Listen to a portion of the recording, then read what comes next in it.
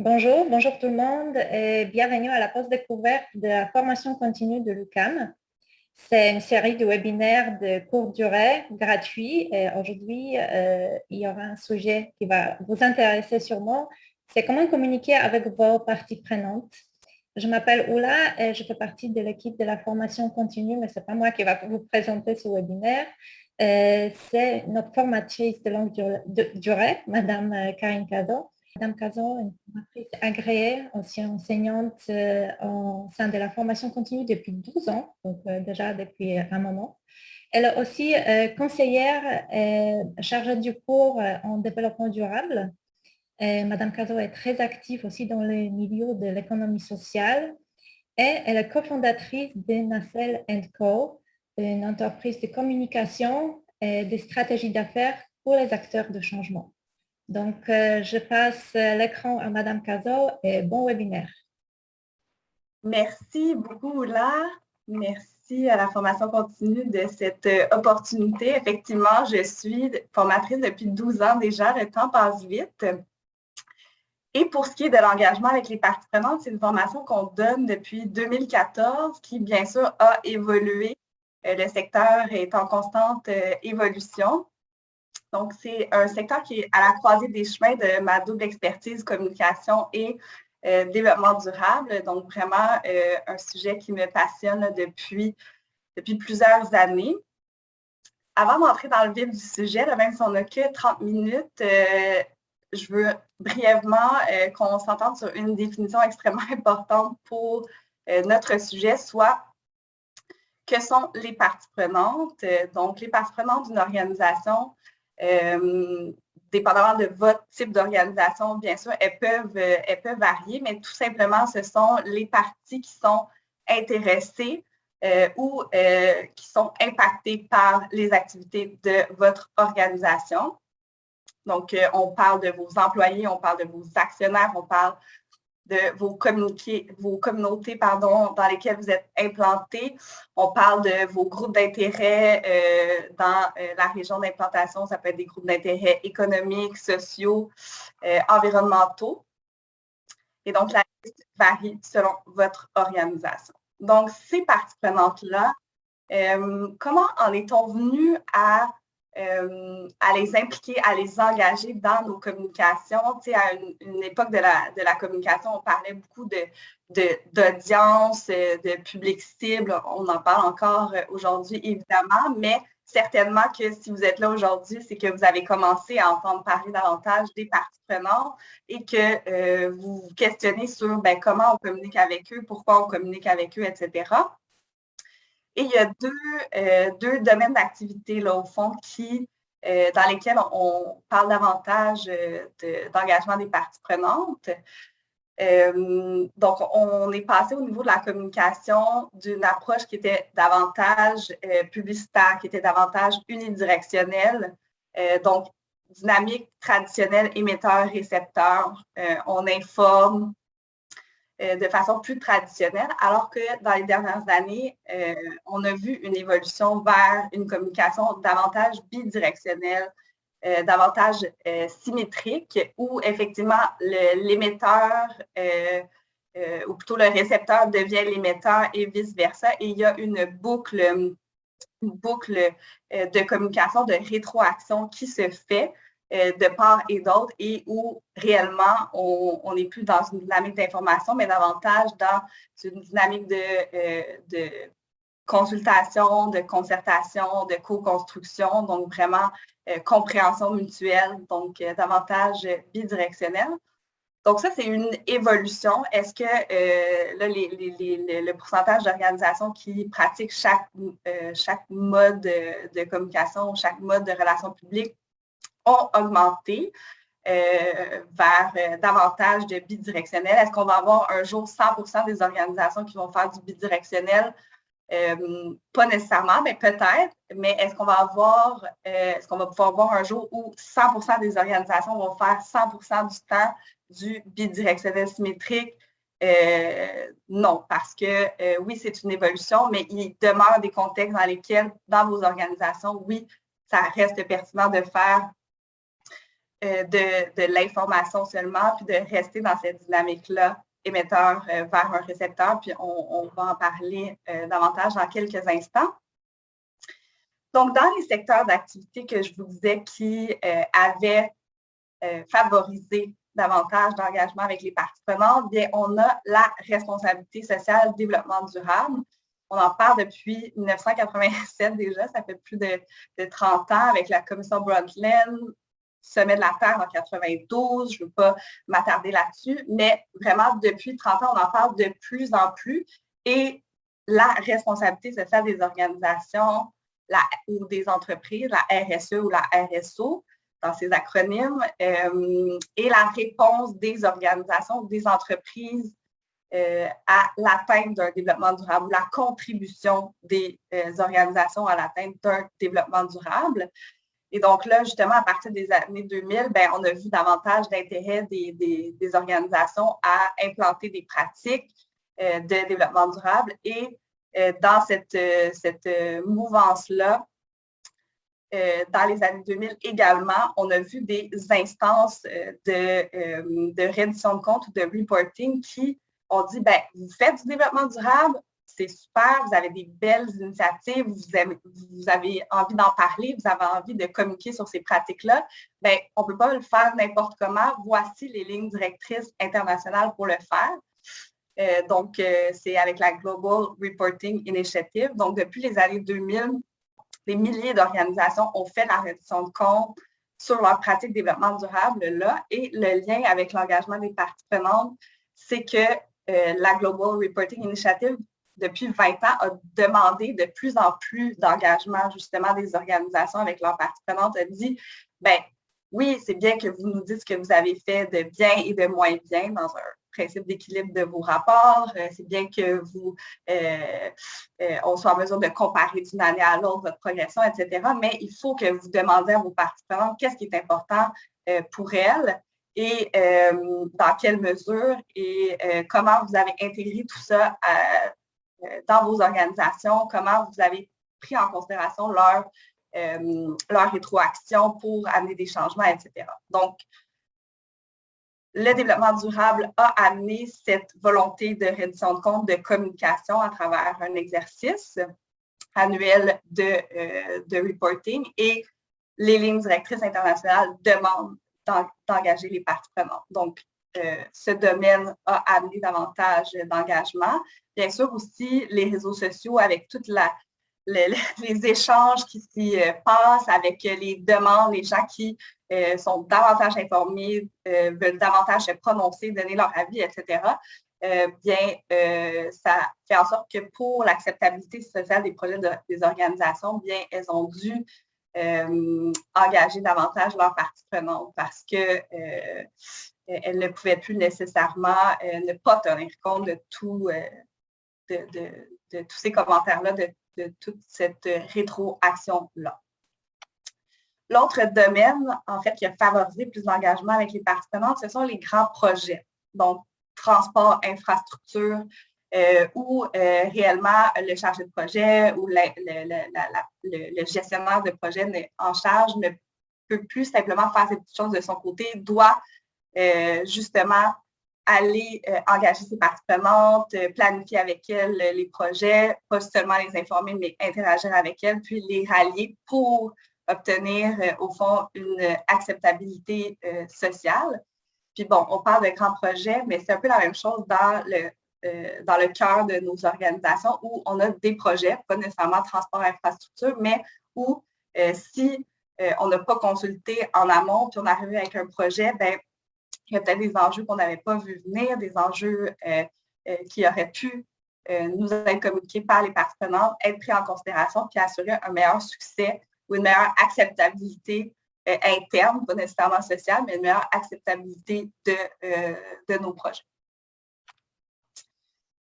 Et donc, ça a amené, pour ce qui est de justement la prise en considération des enjeux des parties prenantes, notamment dans la reddition de compte, des exercices où justement on peut arriver à illustrer cet engagement-là de cette façon-là. Ce que je vous présente, c'est une matrice d'engagement des parties prenantes où on voit différents enjeux gouvernance, des enjeux économiques, des enjeux sociaux, des enjeux environnementaux, selon les couleurs. Et au fond, quelle est l'importance pour les parties prenantes sur l'axe vertical et quelle est l'influence et l'impact de ces enjeux-là sur la stratégie de l'organisation. Donc là, l'organisation a dit, bien, nous, ce qui est très important pour nous, c'est situé là. Puis la partie prenante dit, ce qui est très important pour nous dans notre matrice, c'est situé là. Et au fond, ce qui est très important pour nous deux va être situé dans le cadran supérieur droit. Et donc, ça va faire en sorte que l'organisation va savoir quoi prioriser puis ce sur quoi travailler en premier lieu. Et dans ce cas-ci, on voit que les parties prenantes et l'organisation se rejoignent. C'est au niveau économique, il faut travailler sur l'approvisionnement, les pratiques d'achat, etc. Donc, cet exercice-là, quand on y arrive, bien sûr, on a sondé, on a parlé à nos parties prenantes et on est en mesure d'en arriver dans notre communication, dans notre reddition de compte avec un graphique, puis comment éventuellement on a pris, qu'est-ce qu'on a fait sur le développement local, qu'est-ce qu'on a fait sur les pratiques d'achat, comment on en a tenu compte dans l'organisation, etc. Donc, une fois qu'on a bien défini ensemble là, un peu on a mis la table au fond sur pourquoi plus d'engagement avec les parties prenantes, pourquoi, j'avais envie de vous faire réfléchir sur différents volets de l'engagement avec les parties prenantes, puis ça croise un peu différents contenus qu'on voit dans la formation détaillée. Donc, je vais vous envoyer un quiz à l'écran.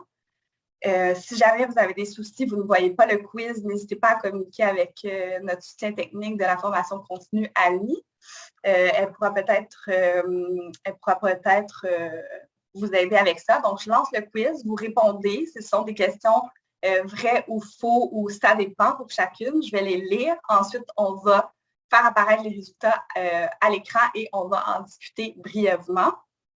Donc, première question, est-ce que selon vous, s'engager auprès de vos parties prenantes, ça favorise l'adoption et l'appropriation d'un projet?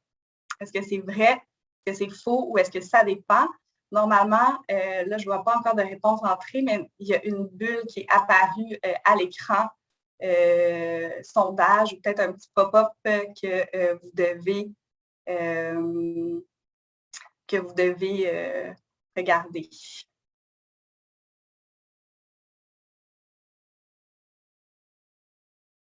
Oui, vous avez reçu toutes les questions en même temps, donc vous pouvez répondre au fur et à mesure. Donc là, la première, s'engager auprès des parties prenantes favorise l'adoption et l'appropriation d'un projet. Vrai, faux ou ça dépend. Ensuite, je vous invite à répondre, puis ensuite, on va afficher à l'écran vos réponses. Les parties prenantes d'un projet restent les mêmes du début à la fin. Est-ce que c'est vrai, c'est faux ou ça dépend? Je poursuis. Une fois qu'un projet est terminé, l'engagement auprès des parties prenantes cesse également. Est-ce que c'est vrai, faux ou ça dépend? Il est impossible de tenir compte de toutes les parties prenantes dans un projet, selon vous. Vrai, faux ou ça dépend? Il n'y a aucune obligation de s'engager avec les parties prenantes. La confidentialité de certaines informations de vos projets pourrait nuire à l'établissement d'une relation de confiance avec vos parties prenantes. Avant de vous engager avec vos parties prenantes, il est primordial de définir les rôles et responsabilités de chacun, les termes de l'engagement et les objectifs poursuivis. Sans le soutien de ma direction et de mon gestionnaire, il est très difficile de m'engager auprès des parties prenantes. Il faut traiter de la même façon, accorder la même importance à toutes les parties prenantes selon vous, vrai, faux ou ça dépend. Et finalement, il faut traiter de la même façon et accorder la même importance à tous les enjeux soulevés par les parties prenantes. Là, on vient de voir avec la matrice, justement, la hiérarchisation des enjeux. Donc, ça devrait vous aiguiller pour votre réponse. Donc, je vous laisse un petit 30 secondes pour terminer. Ah non, tout le monde a terminé, en fait. presque. Il me reste 7 participants, donc je vais attendre un petit 30 secondes. Les 7 participants qui n'ont pas répondu au sondage, on vous attend. Plus que 6.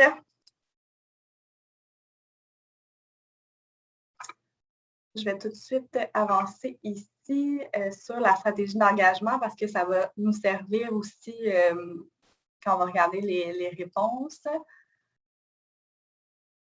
Au fond, pendant que vous complétez, là, je vous présente tout de suite la stratégie d'engagement auprès des parties prenantes. C'est, au fond, inspiré, si on veut, d'une pratique en gestion de la qualité ou un processus en gestion de la qualité très simple qu'on utilise beaucoup en gestion dans les organisations de plan, do, check, act, là, donc planifier, agir, vérifier, agir. En tout cas, je pense que je me suis mélangée dans l'acronyme, mais vous comprenez le concept, c'est-à-dire qu'on planifie avant de mettre en œuvre, puis on réévalue, puis c'est beaucoup d'amélioration continue dans la gestion de la qualité. Puis c'est un peu un processus ou une pratique qu'on peut transposer à l'engagement avec les parties prenantes. Donc là, on n'a pas nécessairement davantage de participants qui ont complété le sondage. Donc, je vais le terminer. Et je vais vous montrer les résultats et on va les regarder ensemble en parallèle avec justement la stratégie d'engagement auprès des parties prenantes. Donc, s'engager favorise l'adoption et l'appropriation. Vous avez répondu en majorité vrai. Je vous dirais que il y a toujours des cas où ça peut ne pas être le cas, mais de façon générale, la bonne réponse, c'est vrai. Donc, ça permet, ça prend peut-être plus de temps au niveau justement de la définition, de la planification, mais favorise davantage d'engagement, puis accélère les choses dans l'appropriation du projet par la suite. Les parties prenantes restent les mêmes du début à la fin. Je vous dirais que ça peut dépendre effectivement, mais souvent, ce n'est pas le cas, elles ne restent pas les mêmes. Il y a des nouvelles parties prenantes qu'on n'avait pas sur notre radar quand on a fait notre cartographie initialement qui émergent. Certaines parties prenantes, on ne le souhaite pas, mais peuvent se désengager.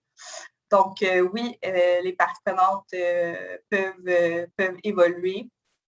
De l'attrition, des ajouts, etc. Des fois, on a des représentants, par exemple, d'un groupe qui va changer. Fait que la partie prenante, oui, reste engagée, mais ce n'est pas nécessairement le même représentant. Donc, ça peut évoluer. On doit resensibiliser ces personnes-là en cours de route, etc.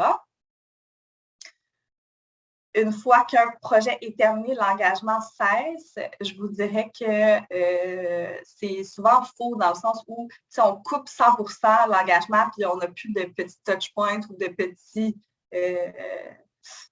on n'est pas nécessairement au même niveau, on est peut-être plus dans l'information ponctuelle, mais ça devient plus difficile après de réengager les parties prenantes si on a cessé complètement du tout au tout. Donc,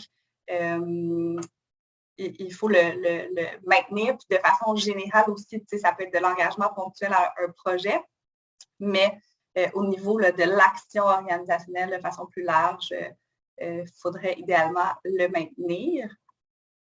Impossible de tenir compte de toutes les parties prenantes dans un projet. Je vous dirais qu'idéalement, il faut en tenir compte dans notre cartographie, mais on prend, donc dans l'étape de définition, c'est là qu'on va identifier nos parties prenantes. Au fond, on va déterminer selon justement leur niveau d'influence, d'engagement, etc., à quel niveau on les engage. Donc, peut-être que ça va être minimal, puis ça va être juste de l'information, puis oui, ça va être unidirectionnel dans ce cas-là, mais peut-être que non, on va aller vers un engagement qui est beaucoup plus soutenu, beaucoup plus dans la consultation, concertation, beaucoup plus bidirectionnel, mais il faut avoir fait l'exercice. Donc, oui, on en tient compte initialement de comment on va les engager. Donc, je dirais que cette réponse-là, c'était faux. Donc, il est possible de tenir compte de toutes les parties prenantes, juste pas au même niveau. Aucune obligation de s'engager avec ces parties prenantes. C'est vrai, vous n'avez pas nécessairement d'obligation.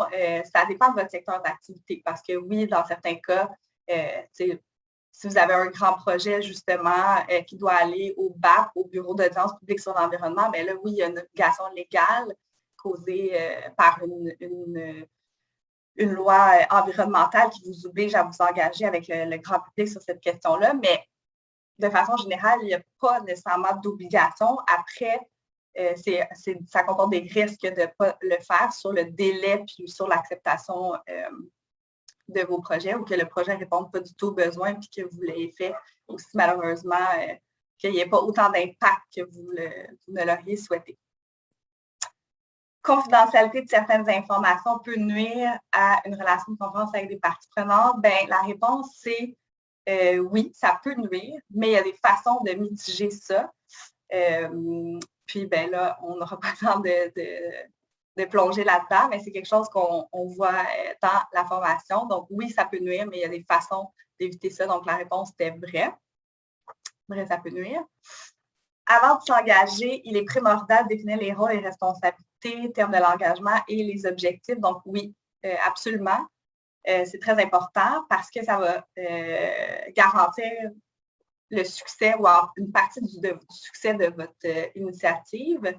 Et ça, c'est quelque chose qu'on fait justement à l'étape de planification dans notre stratégie d'engagement.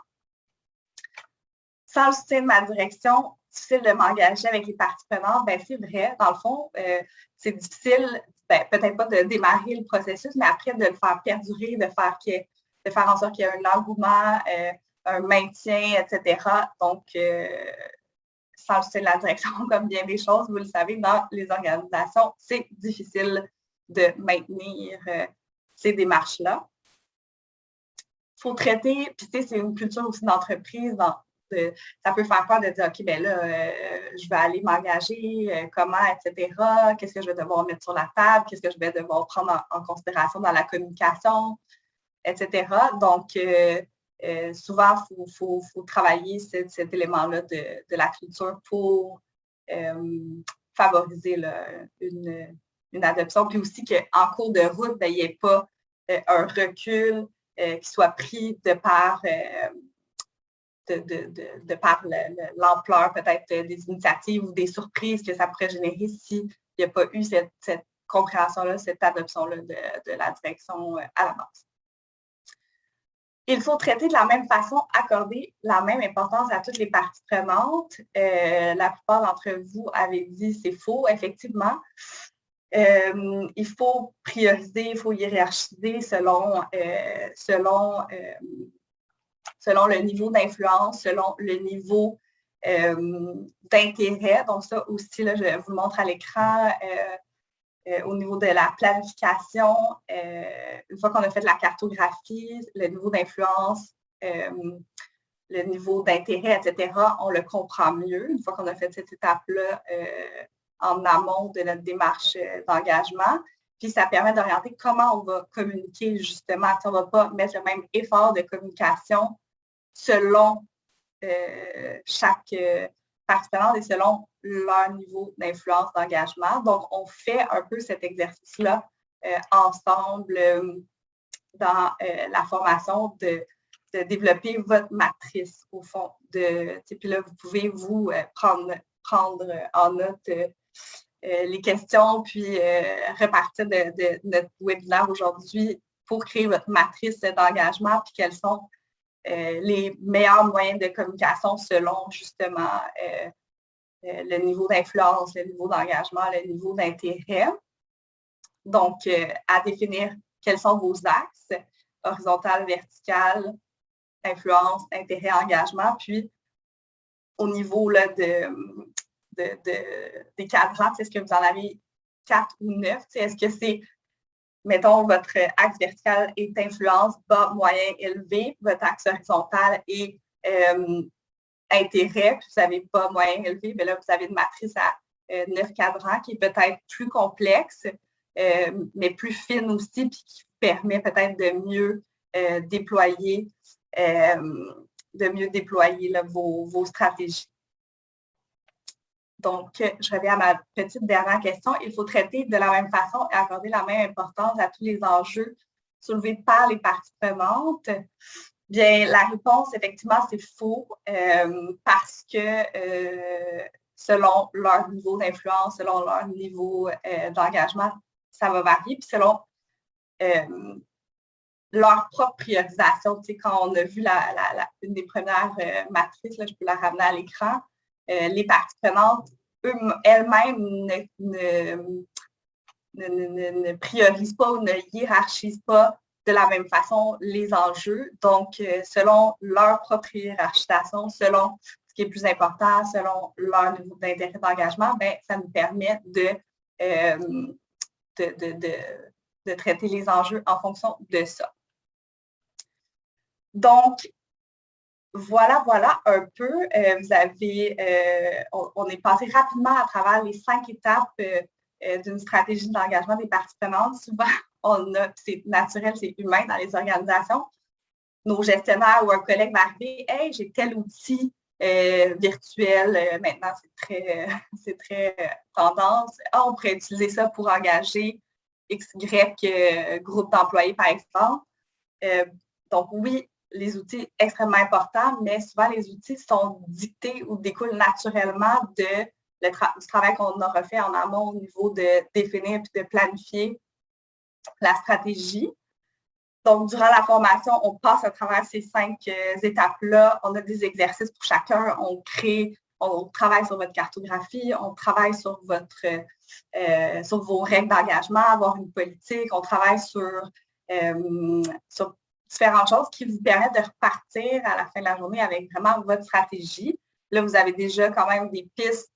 Si vous voulez commencer à travailler sur l'identification, cartographie, dans la présentation, on les a vus, les éléments. Et aussi, si vous voulez commencer à travailler sur votre matrice d'engagement avec les cadrans, bien, vous avez les éléments aussi. Puis, bien, si ça vous intéresse d'en savoir plus, on a la formation ce mois-ci pour plonger plus en avant dans ce sujet passionnant qui est l'engagement des parties prenantes. Et puis, on a aussi d'autres formations. Je donne également la formation sur l'évaluation des campagnes de communication, souvent un volet qu'on escamote, mais ô combien important pour le succès des futures campagnes. Donc voilà, les questions maintenant. J'ai vu qu'Annie avait demandé si vous aviez des questions. Est-ce qu'il y a des questions?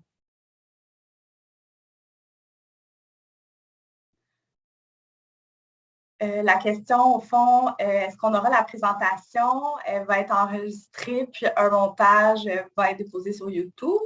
Merci, Annie, de la réponse. Puis, vous allez recevoir le courriel avec le lien. Donc, bon, les gens doivent quitter, je comprends. C'est l'heure du lunch. Bien, en fait, je peux rester encore quelques instants s'il y avait d'autres questions. Sinon, ce fut un plaisir d'être avec vous aujourd'hui, puis en espérant avoir l'occasion de vous recroiser dans notre magnifique domaine des communications. Karine, nous avons une question. Nous avons une question maintenant. Donc, est-ce que les stratégies sont les mêmes pour des institutions de recherche? Oui, effectivement, je viens de voir ça. Merci beaucoup, Annie. Je vous dirais que oui, au fond, la stratégie d'engagement en 5 étapes, on peut l'utiliser selon, dans tous les secteurs d'activité. C'est sûr que le résultat va être très différent d'un secteur à l'autre, selon votre organisation, selon vos parties prenantes, etc. Mais oui, absolument, la stratégie en 5 étapes peut être utilisée là, pour une institution de recherche. OK, on a une autre question. Comment évaluer la capacité et l'intérêt de dialoguer?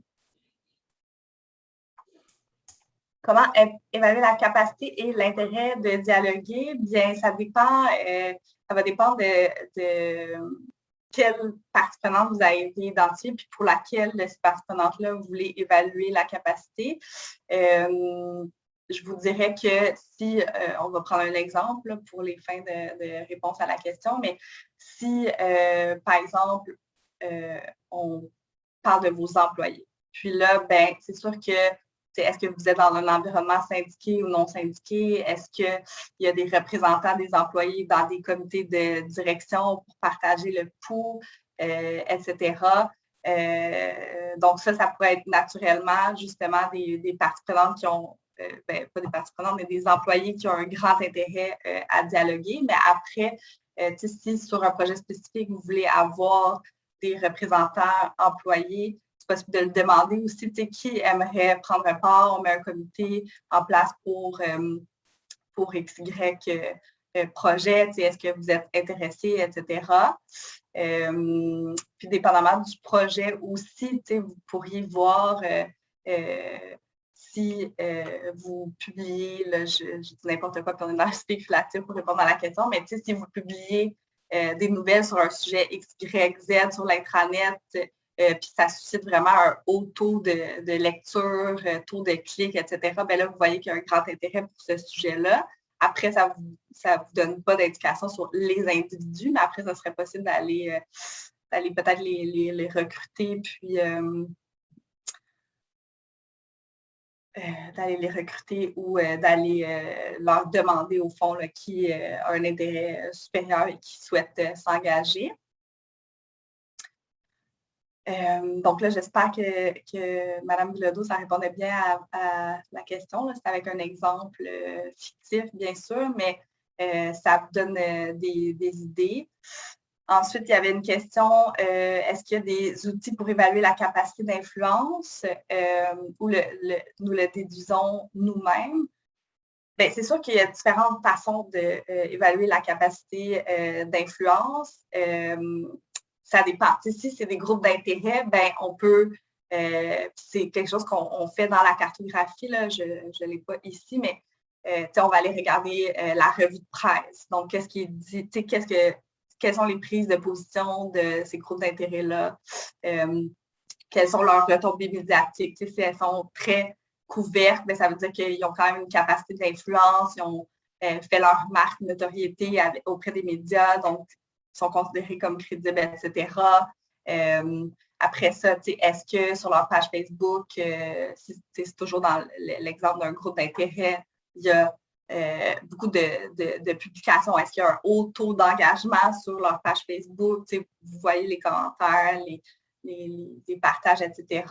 Donc, ça veut dire que si ils ont beaucoup d'abonnés, il y a beaucoup d'engagement sur leur page Facebook, on pourrait penser qu'elles ont une grande capacité d'influence. Si c'est c'est pas nécessairement un groupe d'intérêt qui est public, mais c'est plus dans un petit écosystème fermé, ça peut être de demander directement peut-être à des partenaires de cette organisation-là, quelle est leur perception par rapport à l'influence ou la crédibilité de ce partenaire, de cet autre partenaire-là, etc. Donc, ça va dépendre effectivement, mais oui, il y a des façons. Puis dans la cartographie, dans la formation, j'ai comme un fichier Excel au fond qu'on travaille, puis que vous définissez dans le fond, OK, bien moi, pour ma cartographie, voici ce que j'aimerais inclure. Puis justement, de votre côté, la capacité d'influence, il y a certains éléments, dont revue de presse, dont réseaux sociaux, etc. Donc, vous déterminez, est-ce que moi, je veux les inclure dans ma cartographie, dans ma section sur l'évaluation de l'influence. Là, je comprends que c'est super conceptuel parce que vous ne voyez pas le fichier Excel, mais c'est quelque chose qu'on fait, puis j'espère qu'avec l'exemple, ça vous a quand même donné une petite idée.